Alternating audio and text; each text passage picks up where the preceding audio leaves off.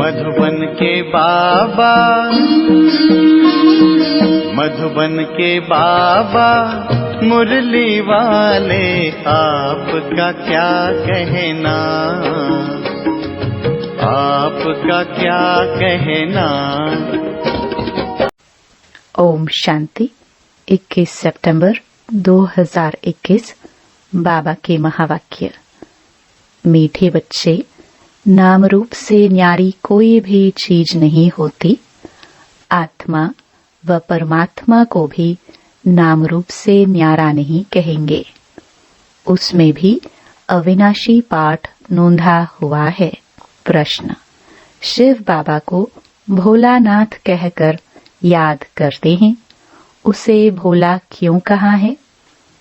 उत्तर: क्योंकि बाप ही अहिल्याओं, गणिकाओं, कुब्जाओं का उद्धार करते हैं। उन्हें विश्व की राजाई का वर्षा दे देते हैं। मनुष्य तो बाप के लिए कह देते, दुख भी वो देता, सुख भी वो देता, परंतु बाबा कहते हैं, मैं तो तुम बच्चों के लिए सुख का राज्य स्थापन करता हूँ। मुझे दुख हरता सुख करता कहा गया है। विचार करो कि मैं बाप अपने बच्चों को दुख कैसे दे सकता हूँ। गीत। दूर देश का रहने वाला। ओम शांति। रूहानी बच्चों ने गीत सुना, अर्थात रूहों ने इस शरीर की कान रूपी कर्मेंद्रिय द्वारा गीत सुना। दूर देश से मुसाफिर आया है। तुम सब मुसाफिर हो ना? जो सब मनुष्य मात्र आत्माएं हैं, वह सभी मुसाफिर है। आत्माओं का कोई भी घर नहीं है। आत्मा है निराकार। निराकारी दुनिया में रहने वाली निराकारी आत्माएं हैं। उसको कहा जाता है निराकारी आत्माओं का घर, देश व लोक। इसको जीवात्माओं का देश कहा जाता है। वह है आत्माओं का देश। फिर जब आत्माएं यहाँ आकर शरीर में प्रवेश करती हैं, तो निराकार से साकार बन जाती हैं। ऐसे नहीं कि आत्मा का कोई रूप नहीं है। रूप भी जरूर है, नाम भी है। इतनी छोटी आत्मा कितना पाठ बजाती है इस शरीर द्वारा। हर एक आत्मा में पाठ बजाने का कितना रिकॉर्ड भरा हुआ है। रिकॉर्ड एक बार भर जाता है, फिर कितना भी रिपीट करो वही चलेगा। वैसे आत्मा इस शरीर के अंदर रिकॉर्ड है। उसमें 84 जन्मों का सारा पाठ भरा हुआ है। जैसे आत्मा निराकार है, वैसे बाप भी निराकार है। कहाँ कहाँ शास्त्रों में लिख दिया है वह नाम रूप से न्यारा है, परंतु नाम रूप से न्यारी कोई वस्तु होती नहीं। आकाश भी पोलार है, नाम रूप तो है ना। बिगर नाम के कोई भी चीज होती नहीं। मनुष्य समझते हैं परमपिता नाम रूप से न्यारा है। अगर नाम नहीं तो रूप भी नहीं, देश भी नहीं, फिर तो कुछ भी नहीं हो सकता। बुलाते भी हैं दूर देश का रहने वाला परमपिता परमात्मा। अब दूर देश में आत्माएं रहती हैं। यह साकार देश है। इसमें 2 का राज्य चलता है, राम राज्य और रावण राज्य। आधा कल्प है राम राज्य, आधा कल्प है रावण राज्य। यह बच्चों को समझाया गया है कि सतयुग से ईश्वरीय राज्य शुरू होता है। राम राज्य स्थापन करने वाला परमपिता परमात्मा है। वह कभी रावण राज्य स्थापन कर ना सके। बाप बच्चों के लिए कभी दुख का राज्य थोड़े ही बनाएंगे। कहते हैं ईश्वर ही दुख सुख देते हैं। बाप कहते हैं मैं बच्चों को दुख कैसे दे सकता हूँ। मेरा नाम ही है दुख हरता सुख करता। यह तो मनुष्यों की भूल है। ईश्वर कभी दुख नहीं देंगे। इस समय है ही दुख धाम। आधा कल्प रावण राज्य में दुख ही मिलता है, सुख की रत्ती नहीं। सुख धाम में कभी दुख होता नहीं। बाप स्वर्ग का रचयिता है। अभी तुम हो संगम पर। इनको नई दुनिया तो कोई भी नहीं कहेंगे। नई दुनिया का नाम ही है स्वर्ग। वही फिर पुरानी दुनिया बनती है। नई चीज जब पुरानी खराब दिखाई पड़ती है तो पुरानी चीज को खलास किया जाता है। मनुष्य विष विकारों को ही सुख समझते हैं।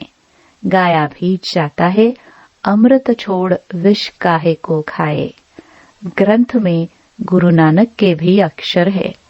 अशंक चोर बाप की महिमा गाते हैं। आप जो आकर करेंगे उससे भला ही होगा।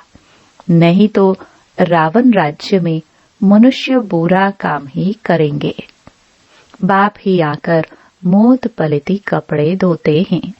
ग्रंथ में बहुत लिखा हुआ है। सिंधी लोग ग्रंथ रखते हैं।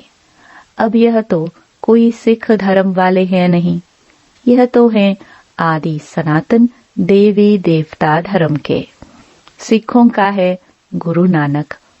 उनको दाढ़ी बाल थे तो सब सिखों को दाढ़ी बाल होने चाहिए। आजकल तो दाढ़ी रखते नहीं, बहुत फैशनेबल बन गए हैं। नहीं तो फॉलो करना चाहिए ना। हम गुरु नानक के फॉलोवर्स हैं तो गुरु नानक को फॉलो करना चाहिए ना।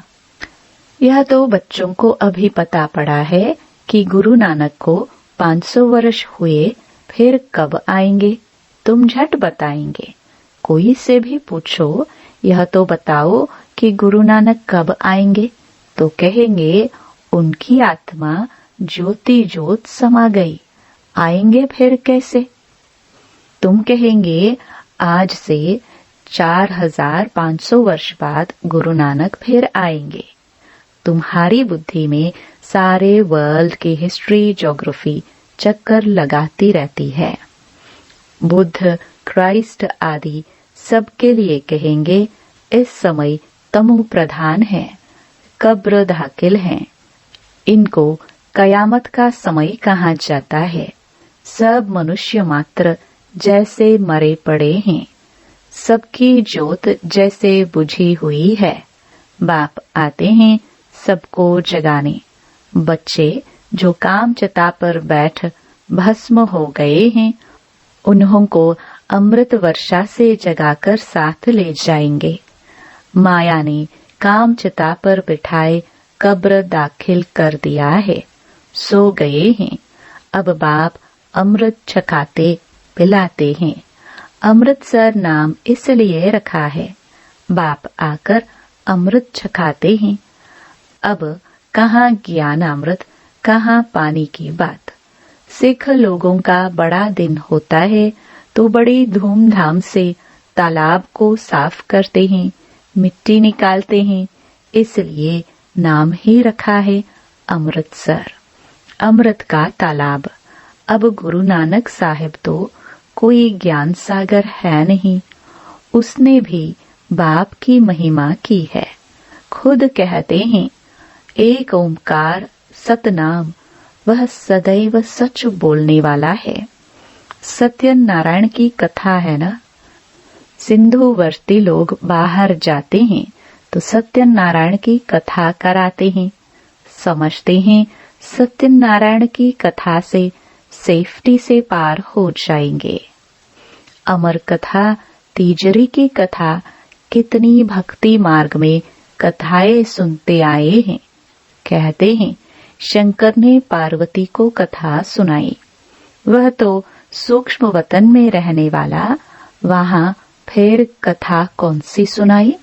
यह सब बातें बाप बैठ समझाते हैं। वास्तव में तुमको अमर कथा सुनाकर अमर लोक में मैं ले जाने आया हूँ।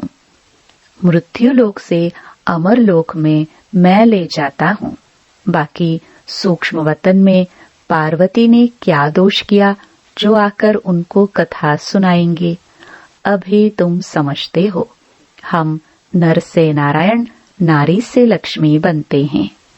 यह है अमर लोक में जाने के लिए सच्ची सत्यनारायण की कथा, तीजरी की कथा। तुम आत्माओं को अब ज्ञान का तीसरा नेत्र मिला है। बाप समझाते हैं, तुम ही गुलगुल पूज्य थे, फिर 84 जन्मों के बाद तुम ही पुजारी बने हो, इसलिए गाया हुआ है, आपे ही पूज्य आपे ही पुजारी। बाप कहते हैं, मैं तो सदैव पूज्य हूँ, तुमको आकर पुजारी से पूज्य बनाता हूँ।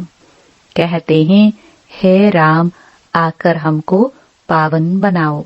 सब भक्त पुकारते हैं, आत्मा पुकारती है ना, हे पतित पावन।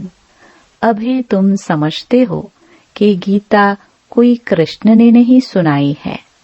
पावन बनाने वाला एक ही परमपिता परमात्मा है, एक ही राम। तो बाप समझाते हैं कि ओपिनियन लेते रहो कि ईश्वर सर्वव्यापी नहीं है। गीता का भगवान शिव है, न कि कृष्ण। पहले तो पूछो, भगवान किसको कहा जाता है, निराकार को या साकार को? कृष्ण तो है साकार, शिव है निराकार। वह सिर्फ इस तन का लोन लेता है, बाकी माता के गर्भ से जन्म नहीं लेते हैं। पहले नंबर गर्भ में आने वाली है कृष्ण की आत्मा। ब्रह्मा विष्णु शंकर भी सूक्ष्म शरीरधारी है, शिव को शरीर नहीं है। यहाँ इस लोक में स्थूल शरीर है। बाप की महिमा है, पतित पावन, सर्व का सद्गति दाता, सर्व का लिबरेटर, दुख हरता सुख करता। अच्छा, सुख कहाँ हो सकता है?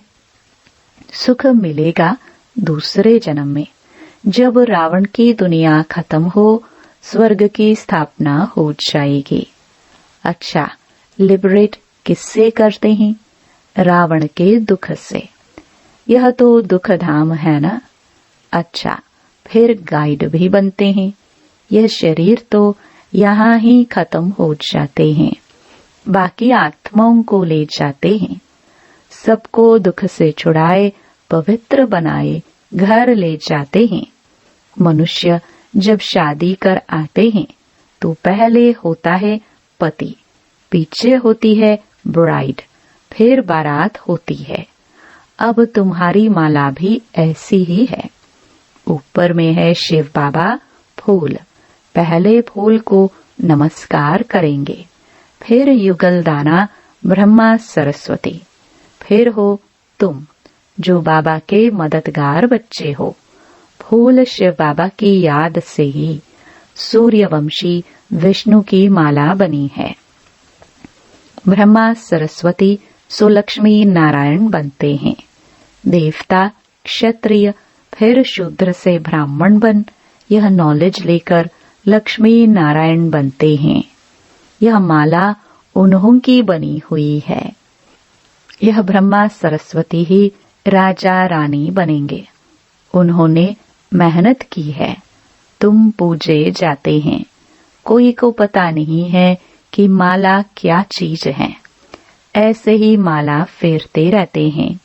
16,108 की भी माला होती है, बड़े बड़े मंदिरों में रखी जाती है। फिर कोई कहाँ से खींचेगा, कोई कहाँ से। बाबा बॉम्बे में लक्ष्मी नारायण के मंदिर में जाते थे, माला जाकर फेरते थे, राम राम जपते थे। फूल शिव बाबा है ना, फूल को ही राम राम कहते हैं। फिर सारी माला पर माथा टेकते हैं। ज्ञान तो कुछ भी है नहीं। पादरी लोग भी हाथ में माला फेरते रहते हैं। पूछो किसकी माला फेरते रहते हो? कहेंगे क्राइस्ट की याद में माला फेरते हैं। उन्हों के बड़े पोप पादरी होते हैं, तो वह फिर पोपों की माला होगी। उन सब के चित्र हैं। पोपों का कितना मान है, उनको खुद पता नहीं है कि क्राइस्ट की आत्मा कहाँ है। तुम जानते हो कि क्राइस्ट की आत्मा भी अभी बैगर रूप में है। तुम भी अभी बैगर टू प्रिंस बन रहे हो। भारत ही प्रिंस था, अभी बैगर है, फिर प्रिंस बनते हैं। बनाने वाला है एक रूहानी बाप। बैगर से प्रिंस बनते हो। एक प्रिंस प्रिंसेस का कॉलेज भी है, जहां जाकर वह पढ़ते हैं। तुम यहाँ पढ़कर 21 जन्मों के लिए प्रिंस प्रिंसेस स्वर्ग में बनते हो। नॉलेज से तुम मनुष्य से देवता बनते हो। अभी तुम समझते हो, जो श्री कृष्ण सतयुग का प्रिंस था, 184 जन्मों के बाद बैगर बना है। 5000 वर्ष पहले देवी देवताए कितने साहूकार थे, अभी वही कंगाल बैगर बने हैं। यह बातें सिर्फ तुम ही सुन सकते हो। भगवान वाच, वह सबका फादर है। तुम गॉड फादर से सुनते हो। गीता में सिर्फ भूल यह करती है, जो शिव भगवान वाच के बदले कृष्ण भगवान वाच नाम डाल दिया है, इसलिए गाया जाता है झूठी दुनिया। इस समय सारी दुनिया कांटों का जंगल बन गई है। बॉम्बे में बबुल नाथ का मंदिर है। बाप आकर इन कांटों को फूल बनाते हैं। सब एक दो को कांटा लगाते हैं, अर्थात काम कटारी चलाते हैं। इसलिए इनको कांटों का जंगल कहा जाता है। सत्य को गार्डन ऑफ अल्लाह कहा जाता है। वही फ्लावर्स कांटे बनते हैं, फिर कांटों से फूल बनते हैं। सतयुग में कभी रावण को नहीं जलाते। रावण पुराना दुश्मन है भारत का। तुम्हारी लड़ाई है रावण से, जिसने आधा कल्प दुख दिया है। आखिरी बड़ी लड़ाई भी होगी। सच्चा सच्चा दशहरा होना है। रावण राज्य ही खलास हो जाएगा। तुमको फिर सोने के महल मिल जाएंगे। अभी तुम रावण पर जीत पहन स्वर्ग के मालिक बनते हो। बाबा सारे विश्व का राज्य भाग्य देते हैं, इसलिए उनको शिव भोला भंडारी कहते हैं। गणिकाए, अहिल्याए, कुब्जाए, सबको बाप विश्व का मालिक बनाते हैं। कितना भोला है। आते भी पतित दुनिया में, पतित शरीर में हैं। बाकी जो स्वर्ग के लायक नहीं हैं, वह विकारों को छोड़ नहीं सकते।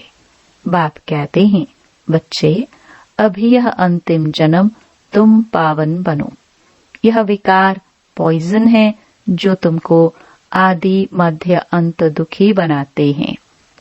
क्या तुम यह एक अंतिम जन्म इन्हें छोड़ नहीं सकते? मैं तुमको अमृत पिलाए अमर बनाता हूँ, फिर भी तुम पवित्र नहीं बनते हो। विकारों बिगर, सिगरेट बिगर, शराब बिगर रह नहीं सकते हो। मैं बेहद का बाप कहता हूँ, तुम एक जन्म पवित्र बनो तो मैं स्वर्ग का मालिक बनाऊंगा। तुम जानते हो, बाप आया ही है सारी दुनिया को दुख से लिबरेट कर सुख धाम, शांति धाम में ले चलने। अभी सब धर्मों का विनाश हो जाएगा। एक आदि सनातन देवी देवता धर्म की स्थापना होती है। ग्रंथ में भी परमपिता परमात्मा को अकाल मूर्त कहते हैं। बाप है महाकाल। वह काल तो एक दो को ले जाएंगे, मैं तो सब आत्माओं को ले जाऊंगा, इसलिए महाकाल कहते हैं। अच्छा, मीठे मीठे सिखिलदे बच्चों प्रति माता पिता बाप दादा का याद प्यार और गुड मॉर्निंग।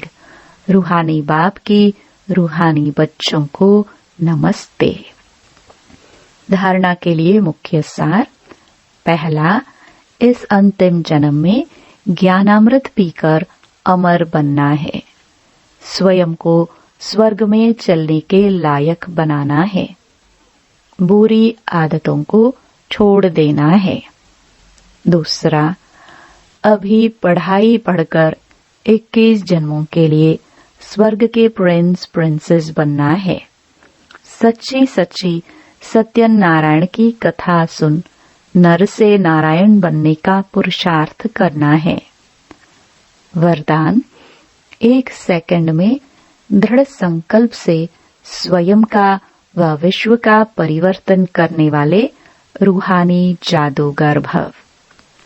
जैसे जादूगर थोड़े समय में बहुत विचित्र खेल दिखाते हैं, वैसे आप रूहानी जादूगर अपनी रूहानियत की शक्ति से सारे विश्व को परिवर्तन में लाने वाले हो। कंगाल को डबल ताजधारी बनाने वाले हो। स्वयं को बदलने के लिए सिर्फ 1 सेकंड का दृढ़ संकल्प धारण करते हो कि मैं आत्मा हूँ, और विश्व को बदलने के लिए स्वयं को विश्व के आधार मूर्त, उद्धार मूर्त समझकर विश्व परिवर्तन के कार्य में सदा तत्पर रहते हो।